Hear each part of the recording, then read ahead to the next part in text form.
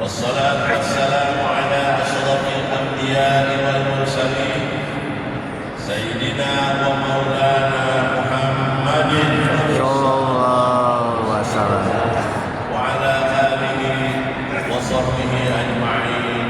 أما بعد، رب اشرح لي صدري ويسر لي أمري واحلل عقدة من لساني yafqahu qawli.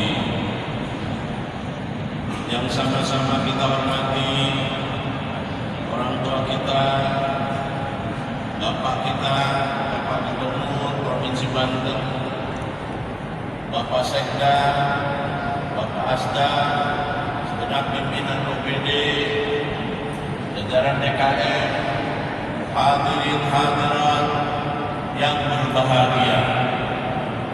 Syukur alhamdulillah, di pagi yang cerah ini Allah pertemukan. Tidak perlu patah semangat dan tetap jalankan semangat akidah kita dengan sekali lagi memandangkan ini. Subhanallah, alhamdulillah, la ilaha illallah, Allahu akbar, wala quwwata illa billahil aliyyil azim.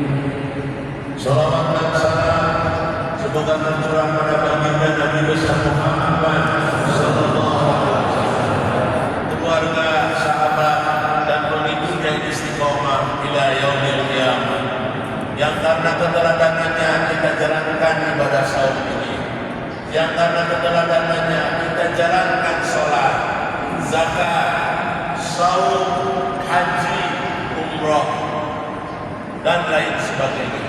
Semoga pula diikuti oleh kesantunan kita dalam bicara, baik kepada atasan, kepada bawahan, kepada istri kita, anak cucu kita, kepada pemeluk agama yang berbeda sekali dengan kita, bahkan dengan lingkungan yang di mana kita berada.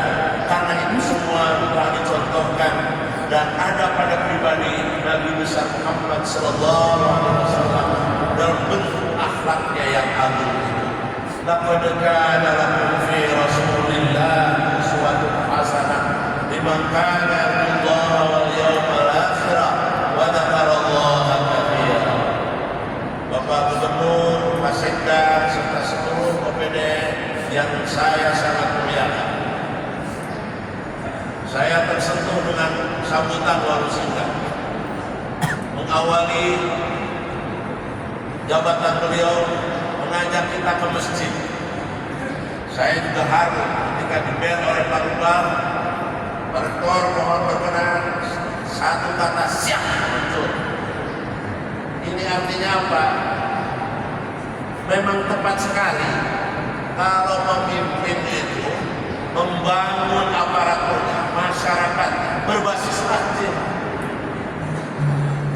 Karena itu setelah Pak Gubernur berani mengumpulkan begini, saya minta ditindaklanjuti juga pada waktu-waktu sholat dhuhurnya, sehingga masjid ini tidak sepi. Lebih dari itu, saya merinding Pak Gubernur, terus terang saja. Calon jamaah haji Banten ini menguja puluhan tahun dan puluhan ribu. Andaikan kita bina, gak usah muluk-muluk, gak usah bicara APBD dulu. Sebulan sekali dibina, 500 dihadirkan per kabupaten kota, 4.000 loh. Dan ini masjid akan jadi pusat kajian, pusat pembinaan, pusat persaudaraan. Cukup disentuh dengan kata-kata siapkan infak terbaik, saya yakin masjid ini akan ramai. Dengan catatan yang instruksinya gubernur, kalau rektor bayangkan kagak didengar Pak.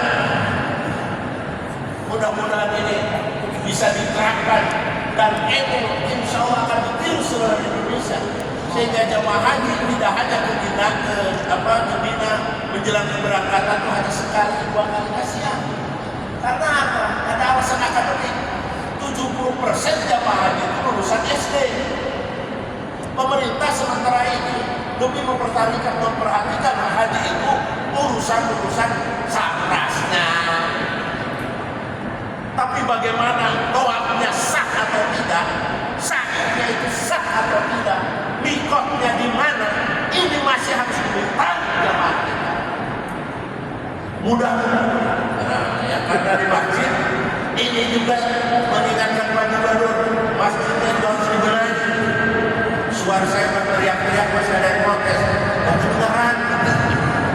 Wah, kata tapi langsung beliau ngobrol dengan Wagub bagaimana caranya agar lapor supaya apalah saya bukan insinyur dan pasti suaranya ini supaya lebih jelas didengar. Apalagi nanti kalau 4.000 jamaah haji hadir dengan kondisi lulusan SD yang pendengarannya juga hampir sama kayak saya murid-murid. Karena itu sekali lagi saya ucapkan terima kasih. Awal menjabat diawali dari masjid. Saya harap pembinaan aparaturnya dan juga masyarakatnya berbasis masjid. Sini Gazawa, apa sih fungsi masjid dan harus bagaimana kan? Kayaknya sudah jalan nasional secara mendekati maksimal 7 kalian. Ada 3 fungsi yang harus diperankan di masjid itu. Yang pertama riayah, pemeliharaan. Ya, pemeliharaan termasuk sarkas semacam ini. Pemeliharaan statusnya, pemeliharaan sarananya, pemeliharaan jamaahnya. Kita punya cita-cita yang sangat luhur menjadi Banten yang beriman dan bertakwa, tapi sangat sedih kalau masjid yang dibangun dengan biaya cukup besar, kondisi jamaahnya memang masih harus maju untuk memakmurkan itu. Ini yang pertama riayah. Yang kedua imarah, kemakmurannya. Saya lihat sudah ada depan ini agenda kegiatan, mudah-mudahan ini berjalan dengan sebaik-baiknya. Imarah, kemudian idarah, administrasi ke depan supaya tidak hanya menggantungkan ke pemerintah dan APBD, ini harus ada yayasan, ya, atau semacam otorita yang ngurus wilayah ini. Termasuk Banten lama menurut saya harus ada otorita yang ngurus sehingga betul-betul terkelola dengan profesional. Termasuk masjid ini apakah bagian dari otorita wilayah komplek atau khusus yayasan yang mengelola ini, sehingga dengan demikian satu saat ketergantungan kepada APBD ataupun bantuan-bantuan yang sifatnya pemerintah bukannya tidak ada, tapi kita umat bisa mandiri. Dan itu bisa dilihat di Masjid Kairo. Itu semua metronnya sampai membiayai para mahasiswa adalah juga dengan gerakan wakaf. Dengan demikian cita-cita Pak Gubernur tadi dengan tulus kita hilangkan korupsi.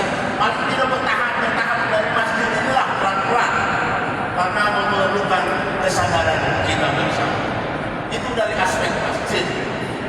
Selanjutnya dalam kulkas kuliah ringkas ini saya ingin mengajak ada 4 hal amaliyah Ramadan yang paling utama menurut saya. Yang pertama, Bapak Ibu jangan kendor bersyukur bisa ketemu Ramadan ini. Dan kita bertemu di awal Ramadan ini dengan sebuah harapan masih diberi kesempatan bertemu lagi dengan Ramadan tahun depan. Amin. Jika tidak, Ramadan ini terakhir bagi kita. Tidak ada yang tahu. Karena itu marilah bersama-sama fastabiqul khairat. Jangan biarkan waktu terbuang tanpa makna. Jangan biarkan waktu terbuang tanpa kita ingin rindu dan mendekat pada Ilahi Rabbi, memberi segala. Jabatan yang kita miliki, harta yang kita miliki, jangan menjadikan keangkuhan bagi kita. Contoh kecil, udara saja yang sudah kita hirup dikeluarkan lagi, nggak ada yang abadi. Karena itu saya juga mohon doa, bulan Juli ini sudah lengser dari rektor, mohon doa semoga semuanya husnul khotimah. Dan saya titipkan hubungan yang besar itu untuk terus kerjasama dengan pemerintah provinsi. Dan alhamdulillah pada tanggal 7 berkat kerja keras beliau kita akan imam besar dari Haramain yang insya Allah tanggal 7 hari Jumat kita semua Jumatan di sini. Setelah itu kita dengar khutbahnya kalau nggak salah Ustaz Yusuf Mansur. Setelah itu kami bawa ke UIN, mohon berkenan juga Pak Gubernur, kita akan meresmikan 3 gedung. Gedung Ma'had Pondok Pesantren tingkat tinggi, yang kedua klinik UIN, yang ketiga daycare. Ini yang kami coba terapkan. Karena apa? Kita tidak bisa berleha-leha untuk memacu dan memicu Banten yang lebih maju di masa yang akan datang. Untuk itu sebelum saya lanjutkan, mari bersalawat dulu kepada kanjeng Nabi besar Muhammad sallallahu alaihi wasallam. Ya Nabi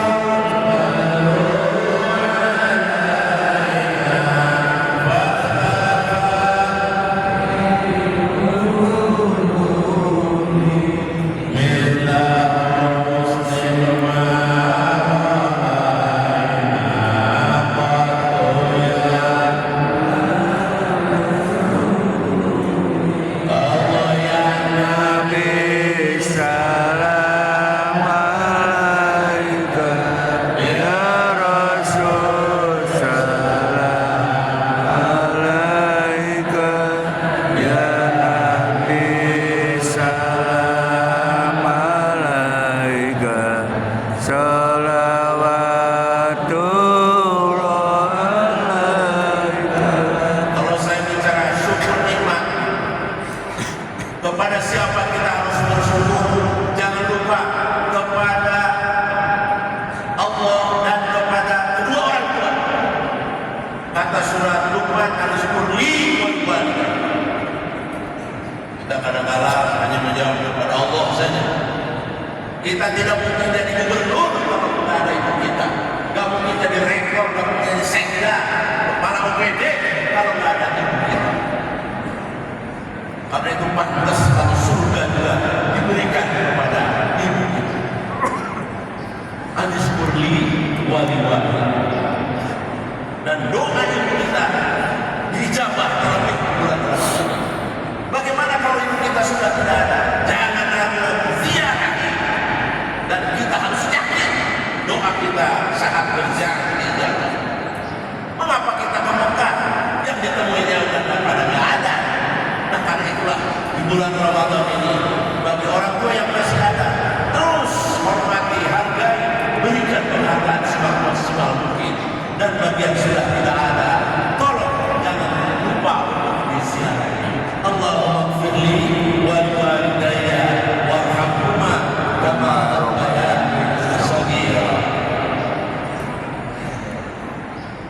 Kemudian bagaimana bersyukur selain kepada kedua orang tua yang saya sebutkan dan kepada Allah yang memberi, sang pemberi.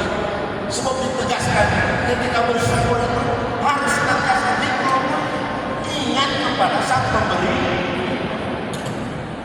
Siapa yang memberi kita umur? Siapa yang memberi kita udara yang menjadi segar? Siapa yang bisa memberi kesehatan kepada kita? Kalau saya pegang ini Pak, Bapak jawab setelah ditanya berapa detak jantung dalam satu menit, Bapak akan cepat menjawab sekian. Berapa nikmat Allah yang Allah berikan kepada kita? Allah sendiri sudah mengingatkan supaya kita jangan apa itu sombong dan adiluna. Apa itu? Wa in ta'uddu ni'matallahi la tuhsuha. Jadi sekali lagi Ramadan ini ajak untuk terus meningkatkan rasa syukur kita. Hidup ini jangan dinikmati, tapi disyukuri. Kalau disyukuri pasti nikmat. Walaupun problemnya pasti masing-masing punya. Apakah saya tidak punya problem? Tapi ketika kita ingat bahwa ada Allah yang Maha Kuasa, Allah senantiasa memberi jalan keluar. Alhamdulillah. Itu yang pertama, ya, amalan yang harus kita lakukan selama bulan Ramadan. Pandai-pandai bersyukur. Yang kedua, mari kita tingkatkan zikrullah, mengingat Allah. Puncak mengingat Allah itu ada dua. Yang pertama salat. Jabatan tertinggi apapun silahkan, gak dilarang. Mau jadi politisi, mau jadi pengasuh pesantren, mau jadi rektor, mau jadi gubernur, presiden, tapi jangan lupa firman Allah, wasjud waqtari, sujudlah. Makanya saya katakan tadi, pas amat ini mengawali situasi, kita ajak bersembah sungkem di hadapan Allah Subhanahu wa Ta'ala. Dan yang kedua, banyak baca Quran. Karena apa? Di bulan Ramadan inilah diturunkannya Al-Quran. Satu ayat, dua ayat, dan seterusnya silakan. Ketika tidak keburu membaca Quran dengan buruk, silakan sambil berdiri, sambil berangkat ke kantor, sambil berbagi, sebut nama ya Allah. Dah berani head speech, hoax segala itu. Saatnya bulan Ramadan ini Allah sedang mengumbar pahala dan kebaikan di hadapan kita semua. Yang ketiga, selama Ramadan ini, amalia Ramadan, jangan lupa dan jangan kendor untuk bersedekah. Sebab ketika orang meninggal, ada ayat yang mengingatkan si orang itu menyesal setelah meninggal. Dia jadi lagi ketika jadi bukan ingin umroh, bukan ingin haji, tapi apa? Fa'aswaddaqa wa akum minas salihin. Karena itu inisiasi DKM mengajak OPD menyiapkan berbuka segala, sambut itu semua dengan niat ibadah sesuai dengan kemampuan kita masing-masing. Itulah beberapa amalan yang perlu digaungkan selama Ramadan. Mudah-mudahan apa yang saya sampaikan ini paling tidak bermanfaat untuk saya sendiri. Mohon maaf lahir dan batin. Saya pun sudah tunggu tugas karena tidak ada hari untuk tidak melaksanakan tugas. Selamat dan terima kasih. Inilah kulkas budaya ringkas yang bisa saya sampaikan.